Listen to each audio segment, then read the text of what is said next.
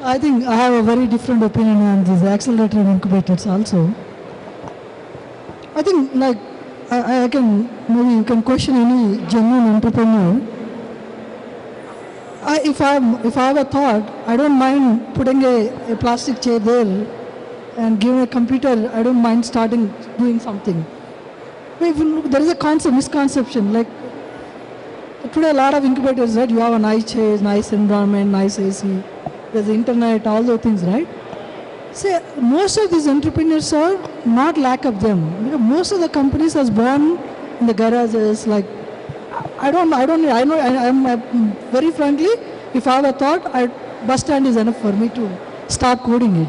You don't need anything other than laptop. Most of the apps and everything, right? Then I'll ask you one more question on that. If we have so many entrepreneurs who are so gritty and A-listers, then we would be having more fabulous companies from India than we have currently. There's a problem, right? It's all the problem with India is the availability of the risk capital. I don't see this incubator and the accelerators are providing that. The risk capital is not there today, right? The other problem with a lot of entrepreneurs, a lot of startups, see, like now from last 10 years to now, a lot of families could afford 50 lakh to 1 crore as a burning capital.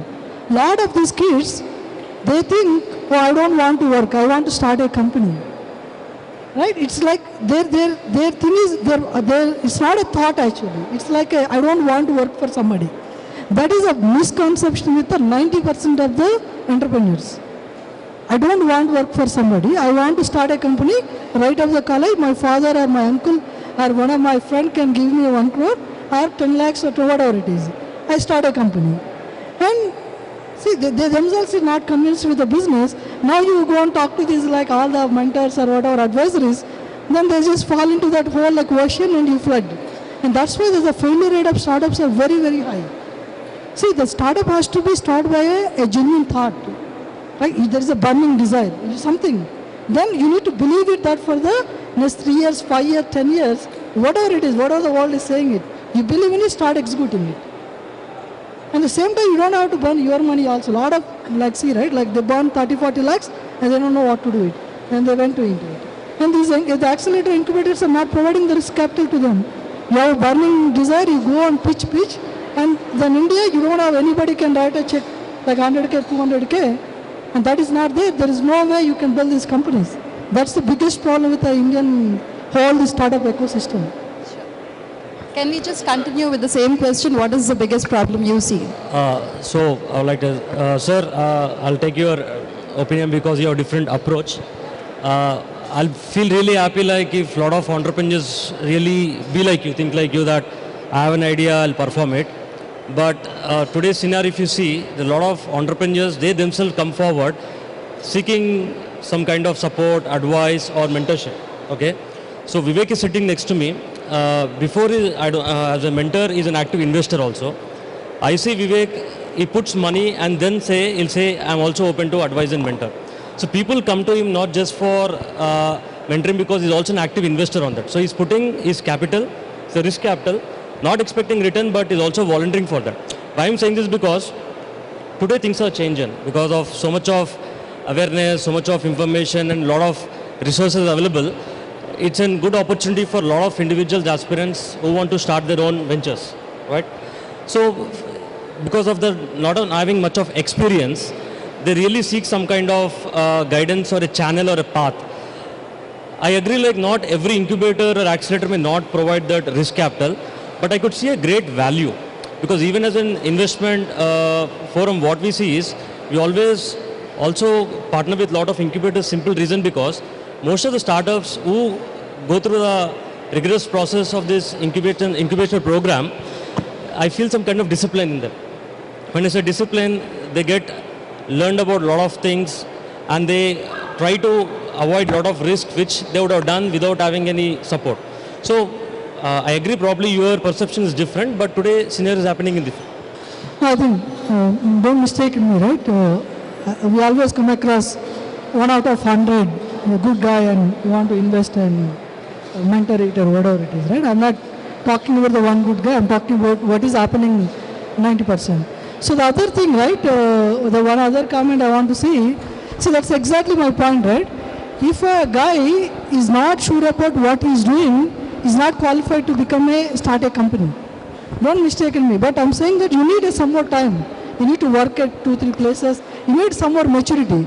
If you cannot convict yourself or you cannot justify yourself, and you need a lot of help and a lot of things, I think I tell people to just wait. Maybe you can work for, nothing wrong working for others, right? You learn, and you're not ready for the entrepreneurship. That's my strong suggestion. I'd like to just add that, in my view, as I see it, there are 5 stages to a startup. An ideation stage, a stage where you're trying to convert that idea into a purpose or into a vision or into something like that. Then comes the valuation stage, then comes the value creation, and then comes the wealth creation. As I see it, these are the 5 stages, and that's the evolution entrepreneurs need to go. The unfortunate part, as I see in the ecosystem today, at a lot of times, is that we get stuck either at the second stage or at the third stage. Very few of us are able to pass the third stage and get to what I call value creation. And I keep talking about this to a lot of people I work with, that a startup has to differentiate between valuation and value creation. Because only when they are able to do that differentiation is when they will evolve and go to creating unicorns and creating successful businesses. And what you said, most people are today looking at 1 crore, I want 5 crores. Anyone today who has an idea has an aspiration for a $1 million funding based on just idea. I have an idea and I need 1 crore valuation, and I'm willing to dilute 10% stake, and for that 10%, you know what? You've got to do all the work. Because now I have brought you in, and now you have to help me find customers, you have to help me become profitable, you have to help me grow geographies. So the question is that, are we creating the right value system in our entrepreneurs to say that this is not about starting at ideation and stopping at valuation. It is about going further than valuation, which is value creation, which will eventually lead to wealth creation. So I'm not for a minute saying that we become saints and we say it's not about wealth. But wealth comes as the 5th stage in my evolution theory rather than at the 2nd stage. Whereas a lot of people today are focused on valuation. And you say, what is the purpose of your startup? It is to get 1 million valuation. If that's the purpose of your startup, then my suggestion is shut your startup and go and do a job. Because you are more suited for a job, you're not suited for a startup. If you are saying, I want to create 10,000 jobs and I want to create a 10,000 crore industry in this country, then you are thinking like an entrepreneur, because you are already thinking like stage 4 or stage 5. And I think that's the difference. If we have to kind of modify our incubators, our accelerators, our startup ecosystem, is to do that encouragement to start thinking in much bigger terms of value creation and wealth creation. No, Sure, I thank you. 100% agree with you, sir. 100% agree. So see, I'm saying more to the entrepreneurs than the people sitting here. So that's exactly I'm saying, right? The entrepreneurs, you have like 3-4 steps to cross. You have your own, right? Because a lot of people, like, as soon as they want to start a company, they think like they assume a fancy office. You don't need to have a fancy offices. You work hard, you prove something, then come to it. And as I think the gentleman said, the process and policies and all the things. I said like it's after like a while. Now like I run a business, I started creating my revenues, whatever it is. Now like I think like I have to behave like a much more matured company. Then I'll go and hire like HR, I go and hire the legal counsel, I go and hire whatever the department I hire, and I ask them to make it more process policy oriented. But the early stage of startups, I think it's a lot responsibility on the entrepreneur. You need to have your conviction. If you're not sure about your idea, you're not sure about the impact of the idea to the end mass, I think you're not there. It's like you may run like for 3 years, 4 years, but that's not going to really create a real thing out of it. Sure. Thank you. Just one point that you were saying about risk capital. Is there a dearth of risk capital? Is there early stage funding? Is there a problem with early stage funding in Hyderabad, in India? I would say so. I mean, not just Hyderabad, or I mean, I think in India,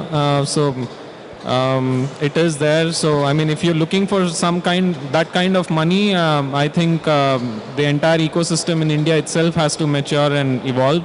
And of course, I mean, again, I'm no pope because I'm speaking from the investor side. So it's, if somebody has to be blamed, then it has to start from us. But then again, all of us are responsible, accountable for the money that we invest. We invest somebody else's money. So the risk appetite is only so much. And hopefully we'll see a lot more, success, and therefore the risk appetite will grow. But long and short of it is yes, I mean, I think the risk appetite is less. I think, Vinita, it's large. It's an issue which is slightly larger in my view, that it is about the ecosystem. Because in my view, the risk appetite has probably gone down. Also because the dishes being served to that appetite are not up to it so far. A lot of times people have taken the risk and gone and made investments basis a wrong assessment or a wrong projection, and hence people have become even more skeptical. So if there are good companies, if there are good businesses, if there are good compelling stories, and I go back a lot of times to the fact that it is about how good is your story. If you are a good storyteller and you have a good story, both are important. If you are a good storyteller and you have a good story, then I personally don't see the risk appetite to be a problem. Because there are enough companies who are still getting funded. A lot of companies do get funded. A lot of them are struggling. So I'm not sure if that's that much of an issue with the risk capital is as much an issue with the story that people are bringing to the table and how compelling are those businesses for people to make investments. So I think it's slightly larger than just the lack of risk capital. I think it's the fact that the ecosystem needs to be kind of taken to the next level. And also, like Srikanth was saying, probably we didn't see the returns yet. As a country, we still, as our investors still didn't see the good times. It's early days. It's early days for a lot of investors also. It's early days. I think as an ecosystem in India itself, it's early days. We can't really be comparing to the valley because it's not the same. It's not the same from a evolution stage perspective. It's not the same from an ecosystem perspective. So yes, I think we are evolving, and in my view, we are evolving quite fast. Sanjay, more thoughts? Yeah, so today you see like so many startups are getting funded, right? And in the early stage, I also see a lot of people also, HNIs or any corporate heads, they also want to come forward and invest in startups. So everyone is aware of the fact that when you invest in startup, it's not a guaranteed return. So definitely it's going to encourage a startup, and today if you see most of the investors, you ask them, why do you invest and what makes you invest in the company? He never says about monetary part. He only says this model is good, this is going to be the problem solver, or this team is really awesome, and all this kind of, and I never find people emphasizing, or at the time of giving a check, they'll ask like, will I get my principal back? So definitely people understand the kind of risk involved, and then take a conscious call to invest in that company. Just on the investment side, I'm sure Vivek and Srikanth, Sanjay, guys, Estonia is a really small country, but the number of angels in that place is astounding. For a country as big as ours, do you think we have enough people? What do you think are the things that we should do as ecosystem players to encourage more senior level employees or more entrepreneurs to come, invest in early stage companies? What are the steps that we should take? How do you enable more angel investors? How do you educate investors? Okay, so I don't know what answer Vinuta was expecting, but I actually tell a lot of people who come to me to raise money to not to raise money, and a lot of people who come to me saying I want to invest, and I tell them don't invest. Because it's very important that each one of them understands why they are taking the capital, and for the other person, why the person is investing. Therefore, I think it's like, you need to obviously understand how this whole thing works. Second thing is you have the risk appetite and the capital.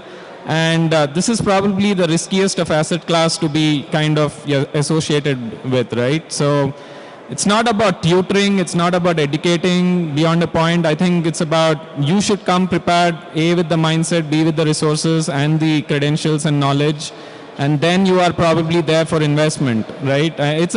Just like an entrepreneur, even for an investor, it's a very long haul game. It's not about like, you just invest in 6 months or 1 year, you're looking for an exit. It's not that simple. So, that's what my answer would be. I think in terms of how do we develop the ecosystem, how do we bring more people in, I think one of the things that we need to do is to demystify, because for a lot of people today, investor is a very big term and is an entity which a lot of people don't understand. It is slowly changing, which is where when Sanjay said a lot of corporates, as in corporate employees, who are also coming forward to become investors, which was not the case maybe 5 years ago. And I think that's happening because people are beginning to understand seed capital, angel investment. So these are not people who are making every check of 2 crore investment. For a lot of people, that's the understanding that, if I have to become an investor, I have to write a check of 1 crore. And I'm not there yet, and hence I'm not going to get into this fray. And that's a separate discussion that I've been having, that we need to find a method to demystify a lot of these things and tell people that, one, it is about the risk and you've got to be prepared for risk. And second, it is not about every investment being 1 crore. It is about small investments, because you will take baby steps.